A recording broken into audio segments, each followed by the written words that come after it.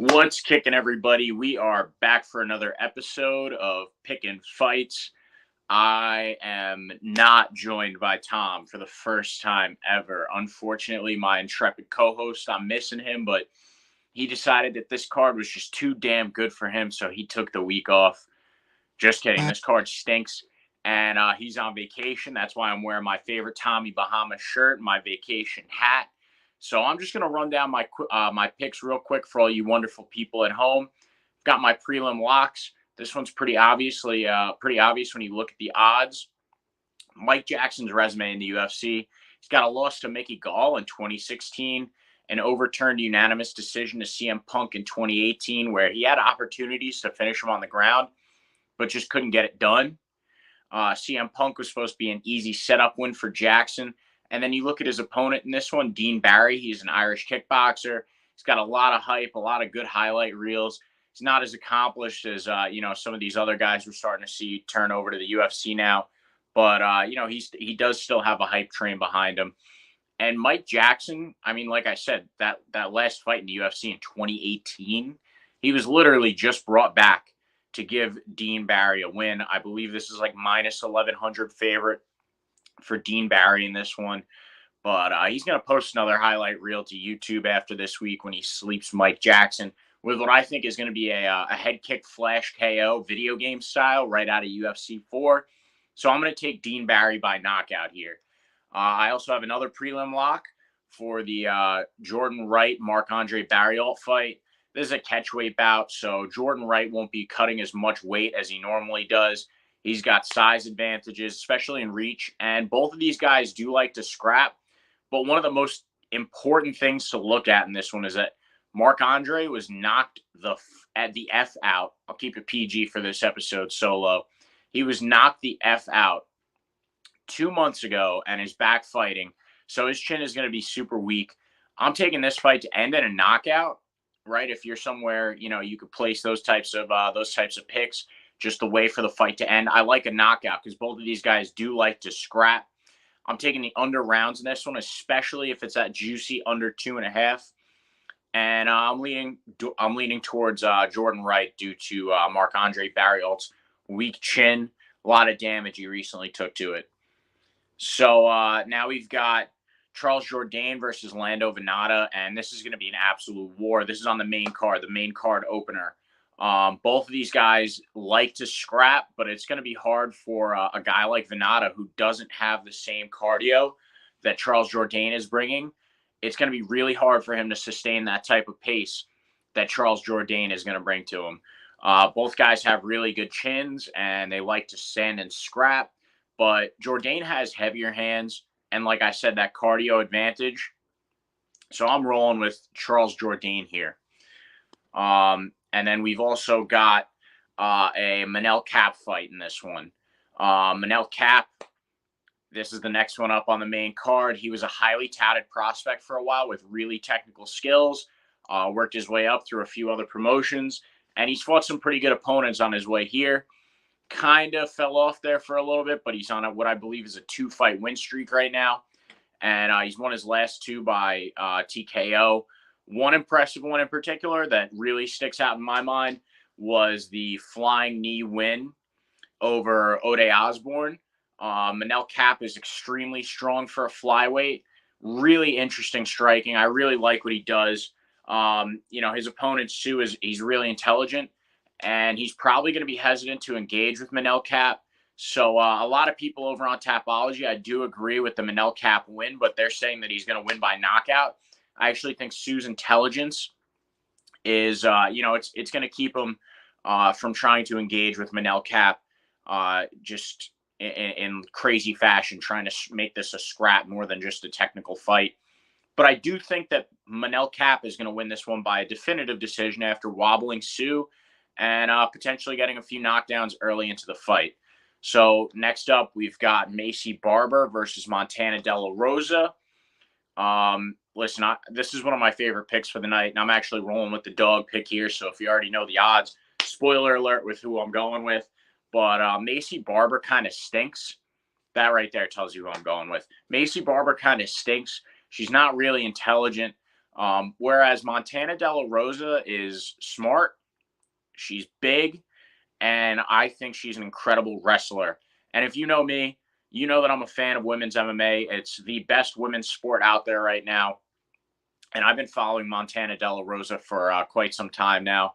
So I really like her wrestling ability here. Now, Macy Barber is still a good wrestler, but, I think not as good as Montana De La Rosa. I think one of Macy Barber's biggest flaws, and Tom and I have spoken about this before, is the fact that Macy Barber just throws strikes at air. She's done this in her last couple fights in that robbery win over Miranda Maverick, where she really shouldn't have won by decision, in my opinion, and a lot of other people agree online. But she just throws these strikes at air. And Montana De La Rosa is, like I said, really intelligent. She's going to use those weird moments where she's just throwing, where her hips are exposed. And Montana De La Rosa is going to take those hips and get takedowns. And I think that Montana De La Rosa is a far better wrestler than anyone that Macy Barber has fought. And Barber lost to Roxanne Modafferi. So I personally can't justify ever betting on her again. And then you look at Montana, on the other hand, she has her most recent win over Ariane Lipski, which was impressive. She showed that she could really, just smother someone like Lipski. And she won that one by ground and pound TKO. So Montana is a slight dog in this one. So I really like her line here. This is one of my favorite picks off of this main card. So now we've got Chase Sherman versus Alexander Romanov. And this was a late notice fight for Chase Sherman. He also stinks, very much like my opinion on Macy Barber. He's 4-1. I mean, he's 1-4 over his last 5. I mean, if he was 4-1 over his last 5, I wouldn't be saying he stinks, but he's 1-4. And Romanov is minus 1,400 coming into this one. Like, that's a heavy, heavy favorite.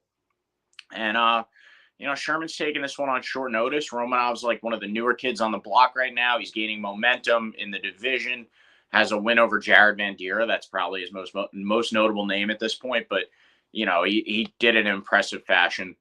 And I expect a dominant win over Chase Sherman. One of the most notable things for me, looking at their fight history, Sherman has a pretty weak submission defense, especially when it comes to chokes. And Romanov actually has a few wins by choke. So I think rather than just taking the minus 1,400 line on Romanov, I'm actually going to take him to win by submission and try to sweeten that line just a touch. So now we've got Claudio Puelle versus Clay Guida.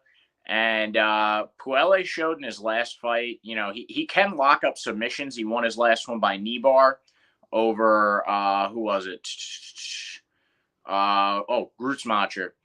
And, he showed that he was struggling in that one until he could lock up the knee bar. But once he did, it was, it was in there. It was done. But Clay Guida is a guy that's also really good at submission defense and grappling overall. He pushes a really fast, fun pace. Like, Clay Guida has been a fan favorite for a very long time. And he pushes a really fast, fun, entertaining pace that gasses guys out. And one of my favorite parts about Clay Guida fights are when he goes to the stool and starts burping in between rounds. That shit is just so funny. So, I think the grappling of Clay Guida is going to go well against Puelle. And, the submission defense in particular, he has fights in submission or jiu-jitsu matches. I know jiu-jitsu guys call it fights, but you don't actually hit anyone in jiu-jitsu, so I don't really understand that. But with all that being said, Clay Guida, a lot of great grappling experience, submission experience. So, I'm taking Clay Guida here because Puelle's going to go into the second round. I think he's going to come in probably pretty confident, like, oh, Clay Guida's old. And he's going to go into the second round just not fully grasping the fact that this veteran beast is tangling with him, Puelle's getting stuffed on takedowns. He's getting reversed on submission attempts, having no success on his feet. And Clay Guida is just going to do everything he's done for the entirety of his career. He's, especially against novices, land some strikes while standing, like I said, everything with the submissions, just defending so well, reversing and scrambles, getting better position, probably getting up against the cage with Puelle and, landing some strikes. That's the thing that I like to see Clay Guida do the most. And I think he's going to win this one by a fun decision. And then finally, we've got the main event, Jessica Andrade versus Amanda Lemos. And I mean, it's not hard to compare these two women's resumes.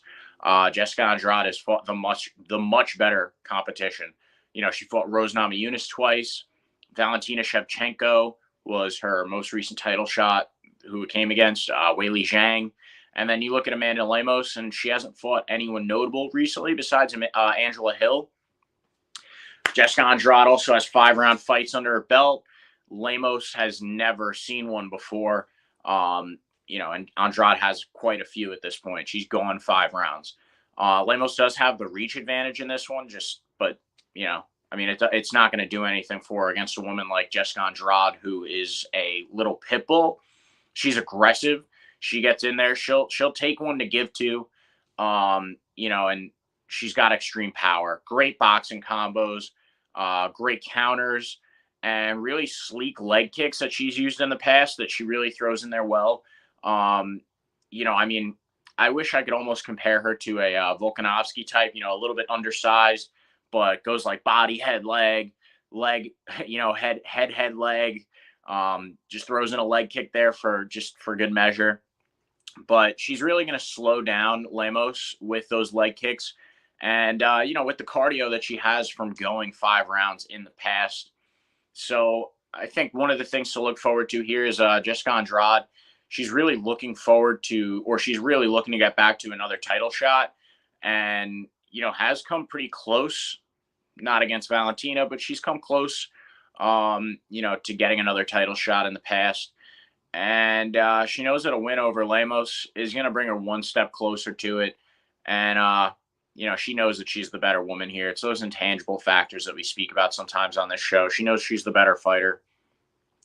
So I'm taking Jessica Andrade by a knockout. I think especially later in this fight, after cracking Lemos early, wearing her down with the cardio, and especially making it harder for Lemos to use a little bit more of a boxing stance when she wears her down with those leg kicks. So rolling with Jessica Andrade here by knockout. So I'll run down my picks one more time. I know this is a quick episode, but I'm missing my great co-host right now. I hope he's enjoying his vacation out there, tropical. He texted me before that he's sunburnt and he's got a day drink hangover. You love to hear it when someone's on vacation. So I'm rolling with Dean Barry by knockout. I'm taking Jordan Wright. I'm taking the Jordan Wright Barry Alt fight to win to end in a knockout. And I'm taking the under rounds, especially if it's 2.5. I'm taking Charles Jourdain. I'm taking Manel Kape, and I actually like him to win by decision due to Sue's intelligence. I am taking Montana De La Rosa for that slight underdog line and, her intelligence and her wrestling capabilities. I'm taking Alexander Romanov, obvious pick here, but just to sweeten that minus 1,400, I'm rolling with him by decision. By submission. Going with Clay Guida here. Another, pretty even line. I like the Clay Guida pick a lot. And I'm going with Jessica Andrade by knockout. So I just want to say thank you to everybody that watched this quick little episode for this pretty mid fight card, as the kids would say. It's mid. Just please, while you're here, like the video, subscribe to our page, follow us on Instagram and Twitter at @pickinwinners. Follow me down here at Pickin' Keith on Twitter. We also have Tom, who's usually here, at Pickin' Fights Tom. He's got work over at Overtime Heroics. We collaborate quite a bit with menoforder.com. Love their stuff. Love writing stuff. I actually, last week for UFC 273, wrote my initial thoughts and reactions. So go check that out if you get a chance. See what I have to say. Leave a comment. And appreciate you viewing this. Enjoy the fights. Bet responsibly.